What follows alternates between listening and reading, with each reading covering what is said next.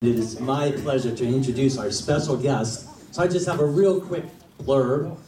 Greg Tamblyn, NCW, no credentials whatsoever. He's got nothing. He's got 4 years of college eligibility and 3 of high school remaining. Greg combines a lifetime of interest in consciousness and wellness with an irreverent sense of humor. His songs and stories range from deeply spiritual to outrageously funny, including I'd Like to Be the Man My Dog Thinks I Am. In January, Greg's songs All These Atoms won the award for Most Uniting Song at the Posy Music Awards, which is basically the Grammys of positive music. Yeah. Greg performs internationally for a wide variety of groups interested in wholeness. He's written and recorded 6 CDs, some books, a lot of great stuff out at the table, so make sure you stop by and say hi to Greg. His current mission in life is saving the world from whiny victim love songs. And so, please welcome our very special guest from Kansas City, Mr. Greg Tamblyn. Thank you. Good morning. Jimmy. Jimmy's my new best friend. Thank you, Jimmy, for everything you've done to make this happen, and all the work and all the fun. And thank you to Sean for getting me all set up this morning, and Audrey, thanks for bringing me back. It's so good to be with you again. And with you all. I learned a long time ago I could tell how much fun I was going to have at a church by how long the hugging went on. I think we're in good shape. Jimmy, I joke about this NCW degree, but the truth is I did escape from college with a real degree, a BS. It's true, a BS in geology. That's true. I was confused. I wanted to be a rock star. I was fascinated by the big questions that geology looks at. How did this planet and this solar system form from these cosmic clouds of gas and dust? And how old is the planet? How did life arise on this planet out of seemingly inanimate material? How did we, out of all the trillions of evolutionary possibilities, how did we get to be the dominant species at this microsecond in geologic time? Big questions that geology looks at that I still am fascinated by. But it wasn't long after I got out of college that I realized I was even more interested in what I think of as bigger mysteries. Like, what is God? And if there is a God, what is God really like? What is consciousness? What is death? What happens to consciousness after death? What is love? What are women really thinking?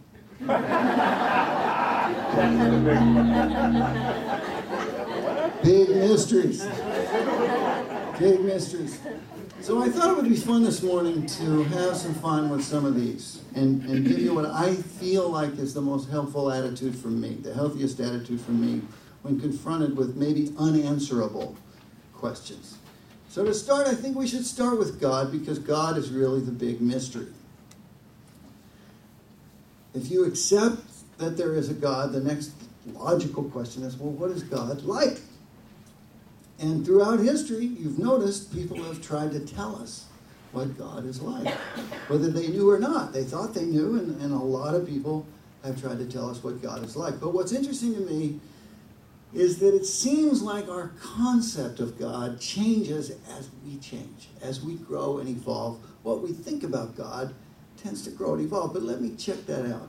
How many people here have a different idea about God than you did like 25, 30 years ago? Okay, almost everybody, which is fascinating to me because I don't think God's changed much in the last 25 years. So I thought that deserved a song. So this is called A Brief History of God. Now, toward the end of the song, I'm going to use that science degree. We're going to bring in some physics. There's a new theory in physics called string theory. You've heard this term, string theory? We get to the part about strings at the end of the song, you'll know it's physics. I had trouble with physics in college because when I signed up, I thought it said psychics. We're going to use some physics. So this is called A Brief History of God, or G-string theory.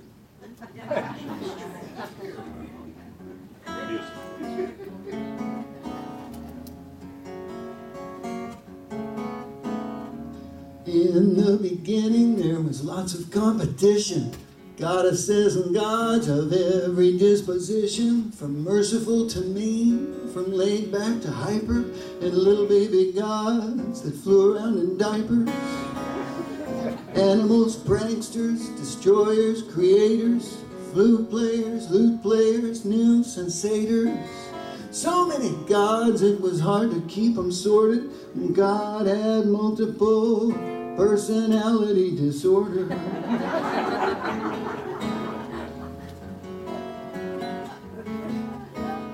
Well, keeping track of all these gods was no fun. So finally, some people said, let's cut it down to one. But the one God was angry, always finding fault. There was banishment and floods and pillars of salt. Well, why? Was God traumatized at an early age?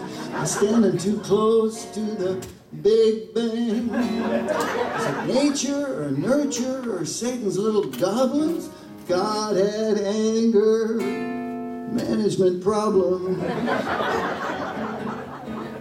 And God had other issues that messed with serenity, like this long-term question of sexual identity. The feminine divine, the male autonomous. God was so confused. Am I androgynous? And then on top of that, what was challenging the most was trying to figure out what the heck's the Holy Ghost. And God needed time off and checked into a clinic. Poor old God was becoming schizophrenic. While in for treatment, God sent some folks to teach us, like Krishna, Buddha, Muhammad, Jesus. On some things they agree, on other things they don't. And if you choose the wrong one, some say your soul is toast. Now everybody's praying by all these different rules. Muslims 5 times a day, Buddhists quite a few, Hindus, Jews, and Christians whenever there's a need, and Unitarians would rather plant a tree. Well, God's come a long way from that early dysfunction. Now science has brought us to this beautiful junction. The key to the theory is that every single thing is made up entirely of vibrating strings.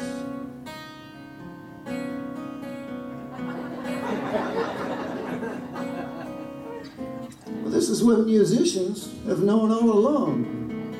The universe is really one big song. There you have it, friends. That's the story so far.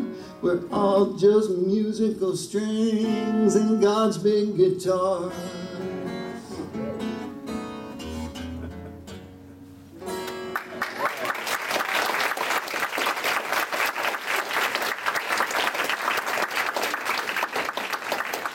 Thank you. It's a happy thought, isn't it? We're always vibrating. So try to stay in tune. A lot of people have told us that God is love. And we like that answer. That feels good. God is love. It's a little confusing because we use this word love for so many different kinds of experience. We have divine love, earthly love, motherly love, brotherly love, unrequited love, unconditional love, puppy love, love of chocolate chip cookies, and romantic love, which I confess to me is still a huge mystery. I mean, how is it that we have so much chemistry and attraction with one person and none at all with someone else who's equally attractive? How is it that love can be so strong and powerful and fade over time and be kind of gone after a while. It's an interesting thing, and it's confusing. I mean, the fact that it's confusing is verified by the fact that if you go to the self-help section or the relationship section in the bookstore, I mean, it goes on for miles. Anybody here besides me believe in or experienced love at first sight? Okay, half of us. It's happened to me a lot.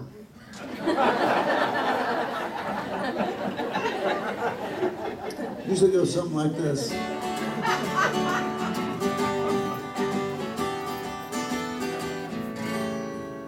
A man is riding on a train. He's heading south, it starts to rain. He sings a soft and sad refrain. Thinks he'll never love again. On the other track, a train is heading north through the rain. A woman looks out her window pane. Her life has been a lonely game. The two trains pass, they're moving fast. Faces flicker past, for half a beat. Their two eyes meet, and instantly they both can see that they were meant to be. Yes, it happened just like that. It hit them like a thunderclap. Somehow they had seen the answer to their dreams passing on the other track. So at the next stop he gets off. A love like that must not be lost. He takes the next train heading north. He does not know she's done the same. So they pass again. For half a beat, their two eyes meet. But something's changed, it's not the same. Now they can see they were not meant to be. Well, she knew someday it would have to end. She wonders if they'll still be friends. All the plans he made all begin to fade. She disappears around the bend. He will never be the same. Deep in his heart she will remain. He looks out through the falling rain. Thinks he'll never love again. I think he's gonna love again. And again and again and again and again.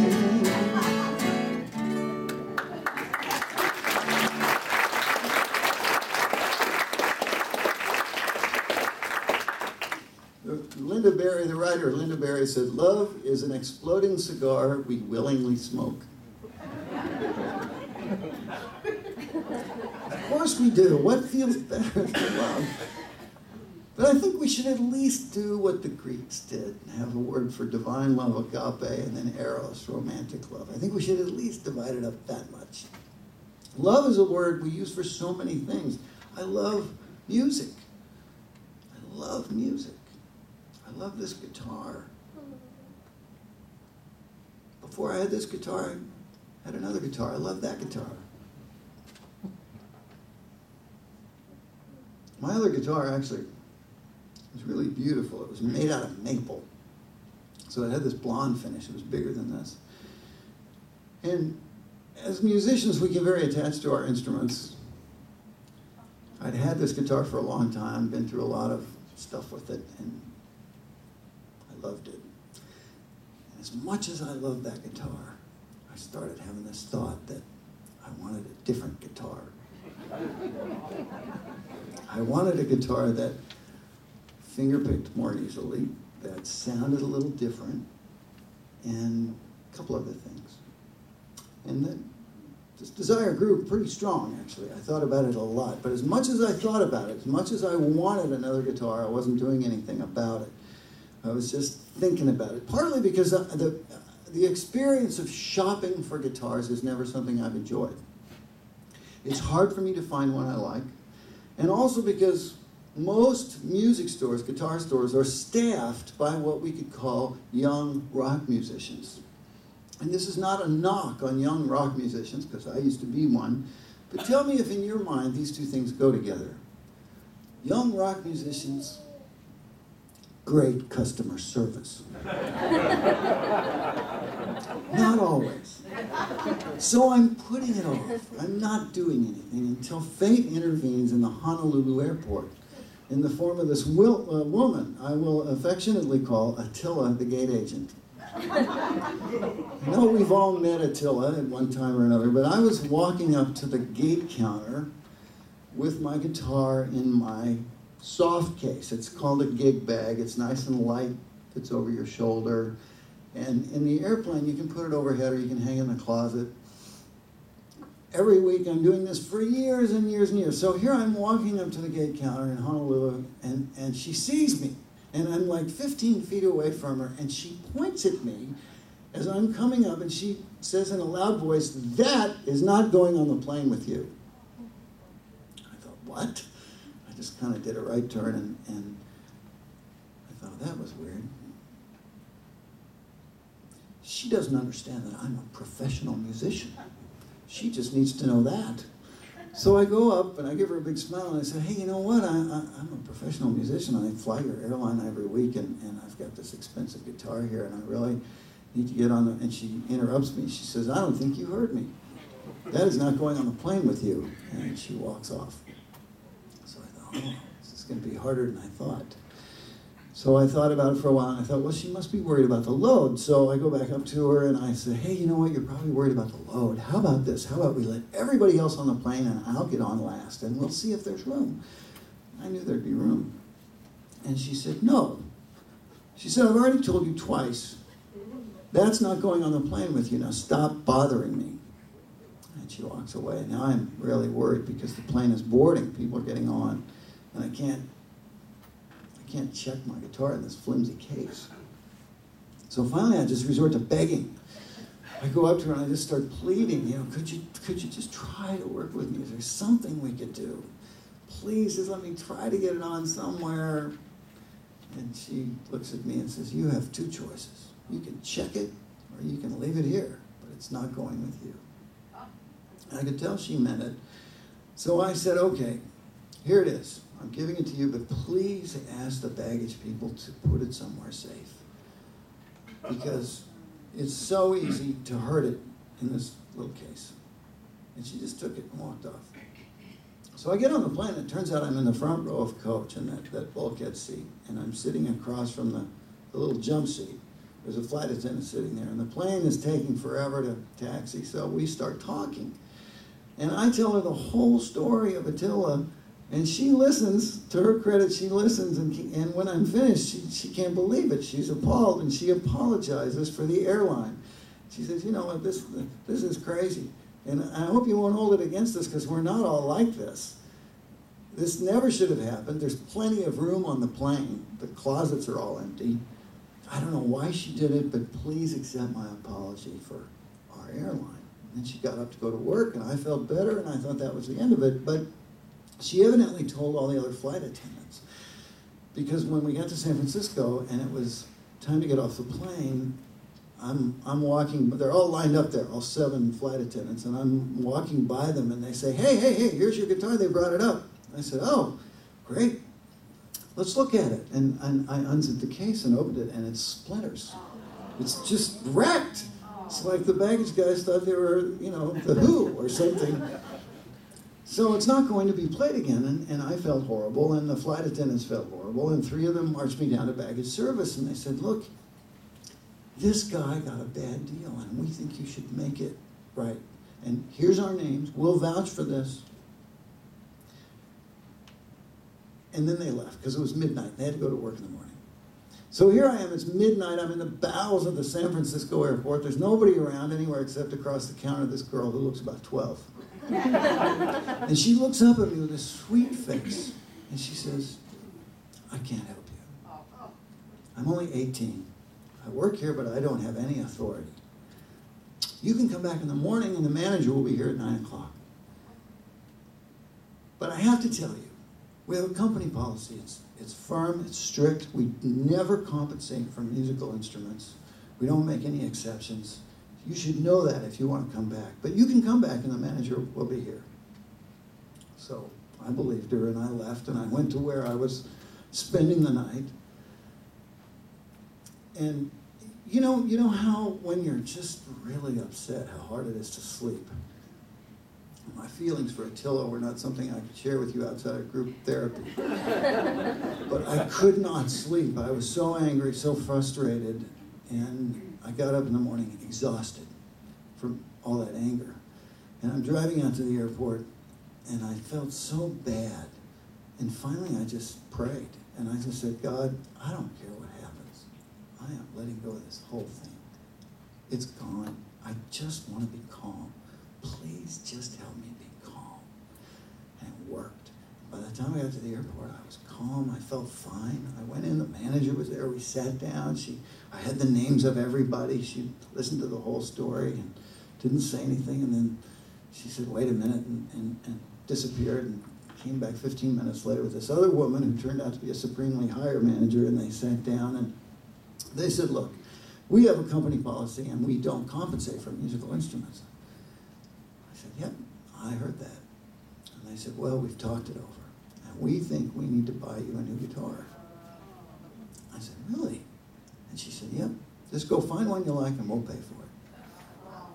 So I got out of there before they could say anything else. And I asked my friends in San Francisco, where do I go? I have to get a guitar and I have to get one now. Where do I go? And they said, there's only one place. The best place is the Haight-Ashbury Music Center. Great, so off I go to Haight-Ashbury. Now, has anybody been to Haight-Ashbury lately? Because I'm from Kansas. And Haight-Ashbury is like this little corner of the Twilight Zone. See the past and the future, and I mean, everything is on display. Every kind of personal preference, it's right there on the sidewalk. You see it, you smell it. It's like a smorgasbord for the senses. It's amazing. I'm walking around looking for this store, getting a little high in the process. And I finally find this guitar store. It turns out to be the best guitar store I've ever been in. They have great salespeople. They have tons of guitars. And for 2 days, they bring me guitars and let me play them. And they don't hover, they don't bug me, but they answer all my questions. They know everything I need to know. And after a day and a half, they brought me this. And as soon as I picked it up, I thought, man, this is different. This feels so good. It's so easy to play. It's so light. I love the way it sounds. I played it the rest of the day. And then they let me take it out of the store and do a concert that night. And then I knew this was my new guitar. Well, the thing is, this guitar is way better than my old guitar. It's more fun to play. It sounds better. I'm completely in love with playing guitar again. It's hundreds of dollars, $600 more expensive than my old guitar. Totally paid for by the airline. And the thing is, I owe it all to Attila.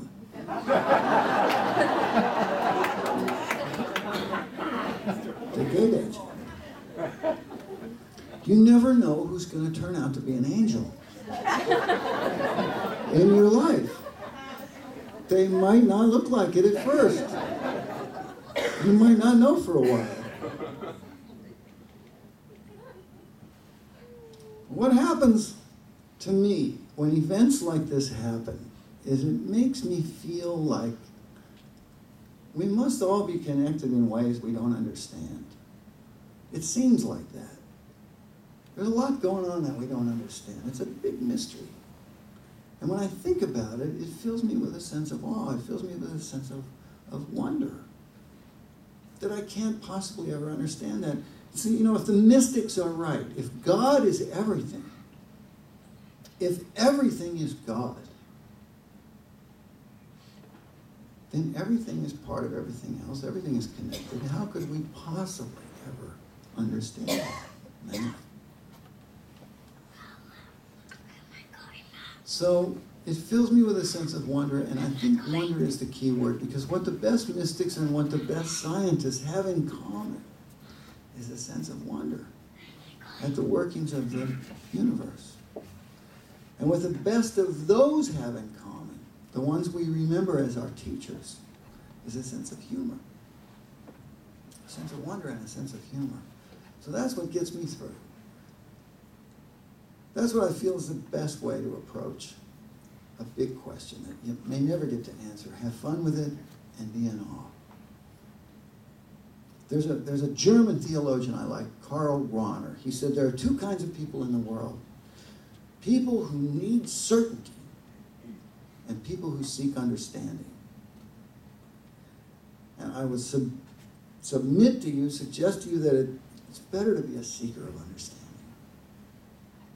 Because when you're sure you're right, you're stuck with what you already know.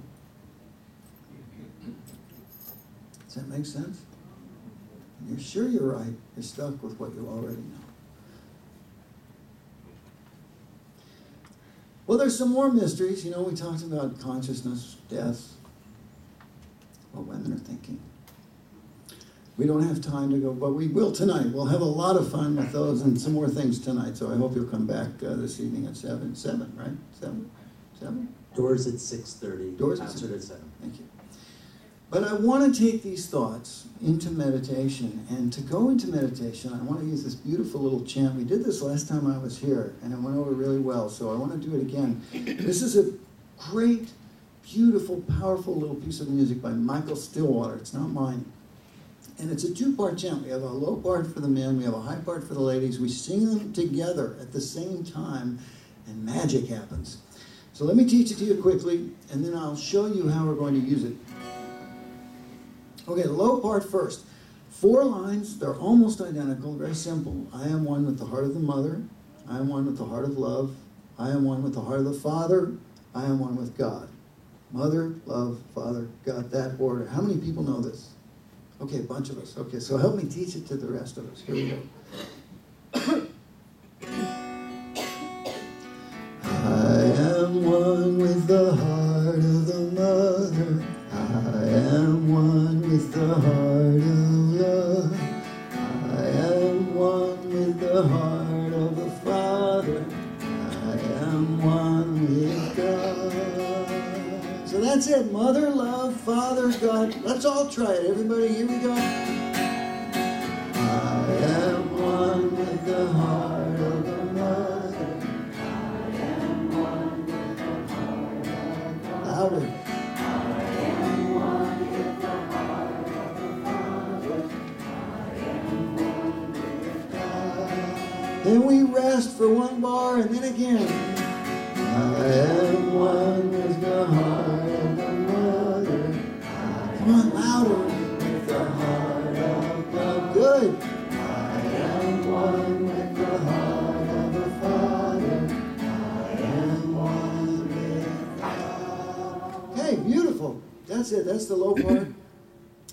The high part is also very simple. Very beautiful. It's written for the female voice, or if you're a male tenor, you can probably get up there too. If you're a soprano, you can get up to the high octave, which I can't.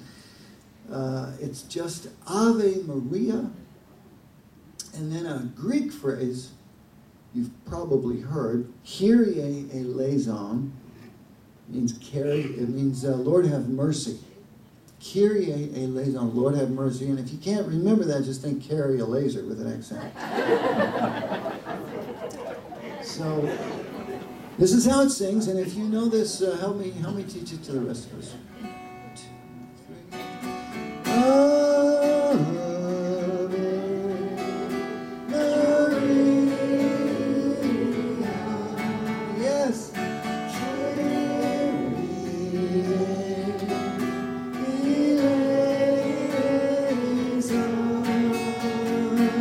Come on, let's try it.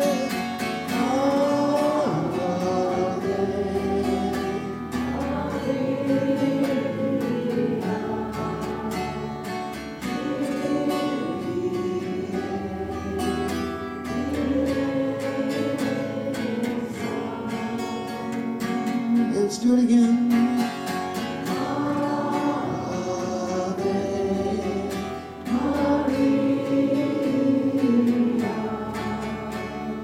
Maria,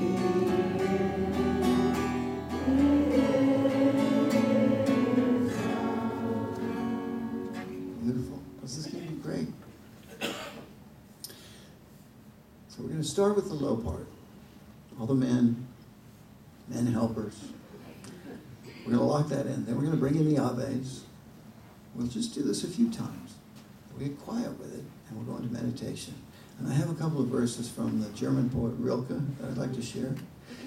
And then we'll come back with our chant and see what happens. Okay? So I invite you to give yourself to this. Let everything go.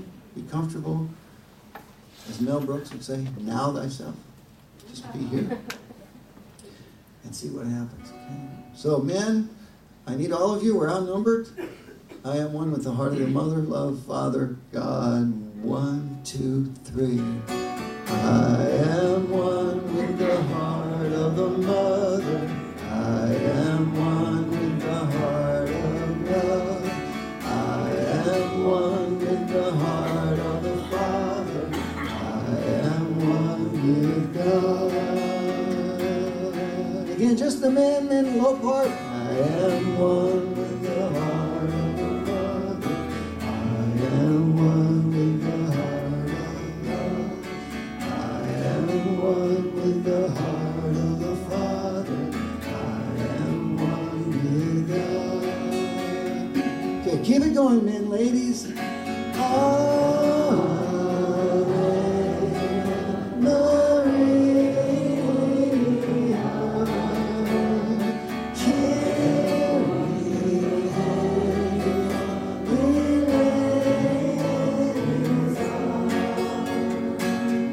Same thing.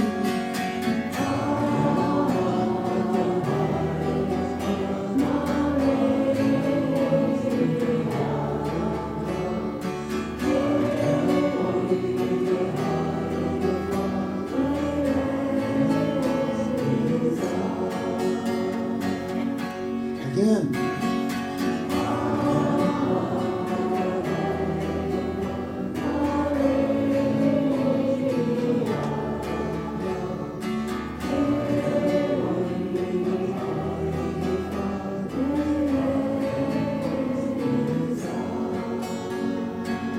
A little softer.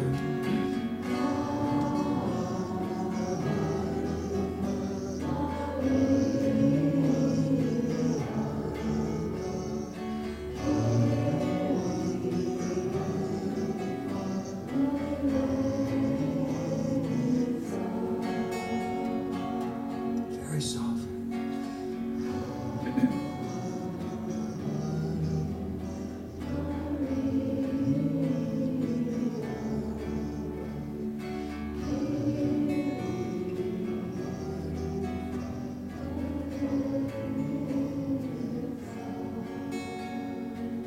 Just silently.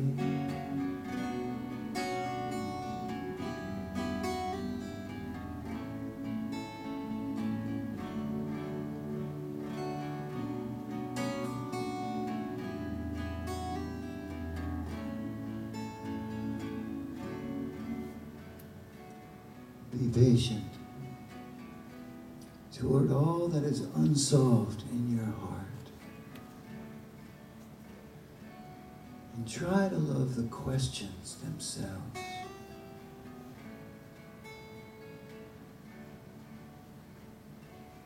Do not now seek the answers which could not be given you yet, for you would not be able to live them.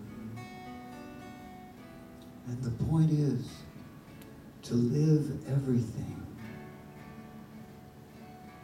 Live the questions now.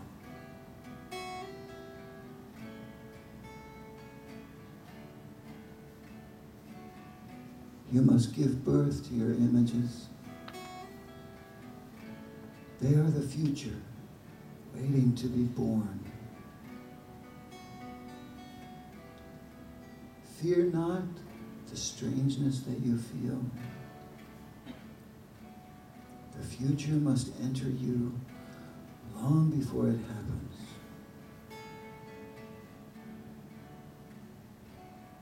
So rest now.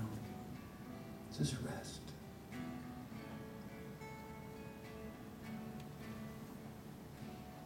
Let me bring you trays of food, something cool to drink. Use my soft words as a cushion for your head.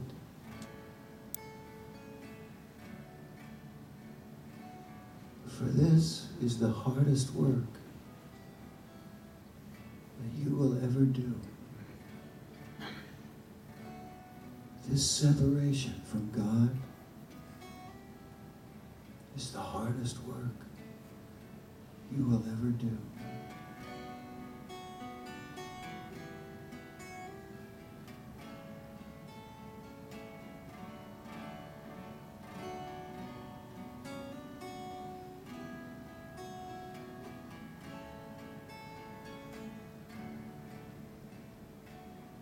Now let's get ready to hum our parts.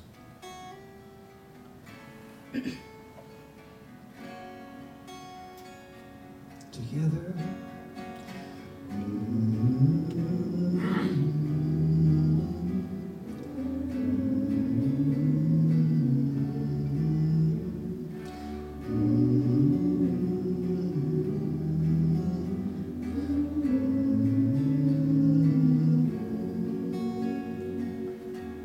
Sing softly.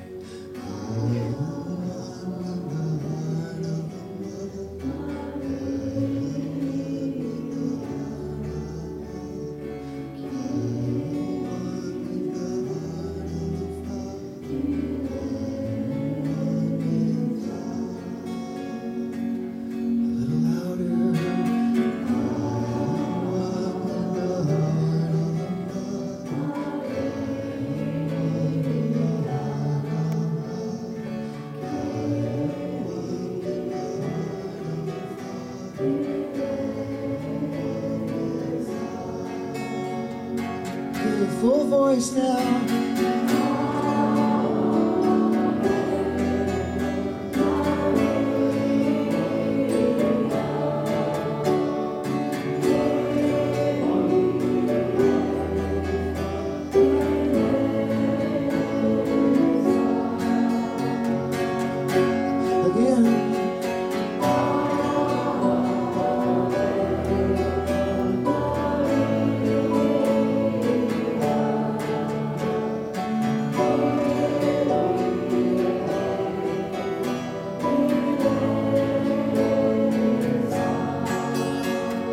One more time, full voice.